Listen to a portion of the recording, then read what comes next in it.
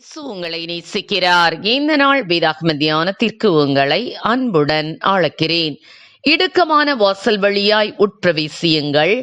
கேட்டுக்கு போகிற வாசல் விரிவும் வழி விசாலமுமாயிருக்கிறது, அதன் வழியாய் பிரவேசிக்கிறவர்கள் அநேகர். மத்தேயு 7:13.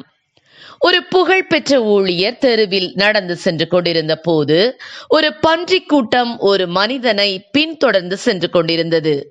அவருக்கு ஒரே ஆச்சரியம், எப்படி இவ்வளவு பன்றிகள் அந்த மனிதனை சரியாக பின்தொடர்கின்றன என்று. என்னதான் நடக்கிறது என்று பார்ப்பதற்காக அவரும் அந்த பன்றிகளின் பின்னே சென்றார்.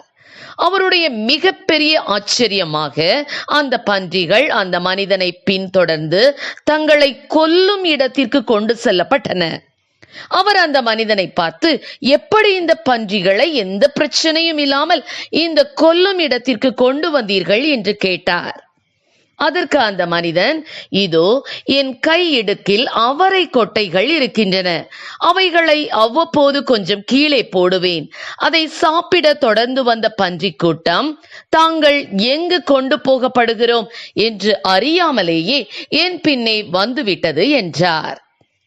ஆம், எனக்கு அருமையானவர்களே, பிசாசானவனும் தன் கையில் வைத்திருக்கும் சிற்றின்பங்களை அவ்வப்போது கீழே போடுகிறான்.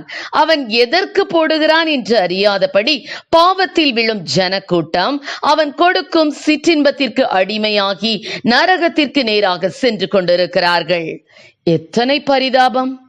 ஒரு முறை பாவத்தில் விழுந்து புரண்டு கொண்டிருக்கும் மனிதர் அதிலிருந்து தாங்கள் வெளிவர வேண்டும் என்று நினைத்தாலும் வெளியே வர முடியாதபடி பாவம் அவர்களை இழுக்கிறது. இயேசு கிறிஸ்து சொன்ன வசனத்தில் 2 வாசல்களை குறித்து விளக்குகிறார். ஒன்று கேட்டுக்கு செல்லும் வாசல், மற்றது பரலோகத்திற்கு செல்லும் வாசல். அந்த வழிகளில் செல்லும் முன்னர் இது நரகத்திற்கு செல்லும் வழி என்று போடப்பட்டிருந்தால் யாரும் அதன் உள்ளே செல்ல முயல மாட்டார்கள். தானாகவே நரகத்திற்கு செல்வதை யாரும் விரும்ப மாட்டார்கள். அதனால் சத்துருவானவன் சிற்றின்பங்களை காட்டி அந்த வழிக்கு நேரே இழுத்து சென்று கொண்டிருக்கிறான். அவனது சிற்றின்பத்திற்கு தங்களை விற்று போட்டு அவனுக்கு பின்னாக சென்று கொண்டிருப்பவர்கள் அதிகம்.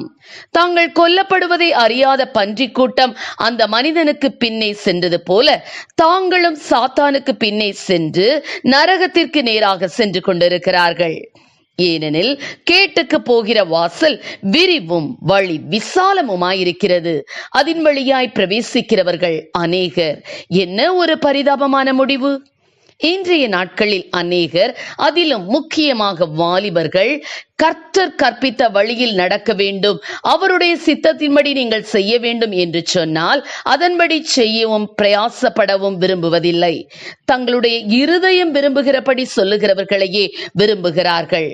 ஆனால் அதன் முடிவோ பயங்கரமாயிருக்கும். பரலோகத்தில் இருக்கிற பிதாவின் சித்தத்தின்படி செய்கிறவனே பரலோகத்தில் பிரவேசிப்பான். எனவே தேவ சித்தம் செய்து இடுக்கமான வாசல் என்றாலும் அதன் முடிவாகிய நித்திய ஜீவனை பெற்றுக்கொள்வோம். கர்த்தர் நம்மை ஆசீர்வதிப்பாராக. ஆமென். ஜெபம். எங்களை அதிகமாக நேசித்து நடத்துகிற எங்கள் அன்பின் பரலோக பிதாவே, இந்த நாட்களிலும் ஆண்டவரை ஒவ்வொருவரையும் என் தேவன் அப்பா ஆண்டவரை பாதுகாத்துக் கொள்வீராக ராஜா. நயவஞ்சகமான மாய வலைகளிலே சிக்கிவிடாதபடி என் தேவனை காத்துக் கொள்வீராக ராஜா. பாவத்தின் சம்பளம் மரணம் என்பதை அறிந்து கொண்டு ஆண்டவரை ஸ்தோத்திர ராஜா, பாவத்திற்கு விலகி தங்களை பரிசுத்தமாய் பாதுகாத்துக் கொள்ளக்கூடிய கிருபைகளை கொடும். ஆசீர்வதியும். இயேசுவின் நாமத்திலே ஜெபிக்கிறோம் நல்ல பிதாவே. ஆமென்.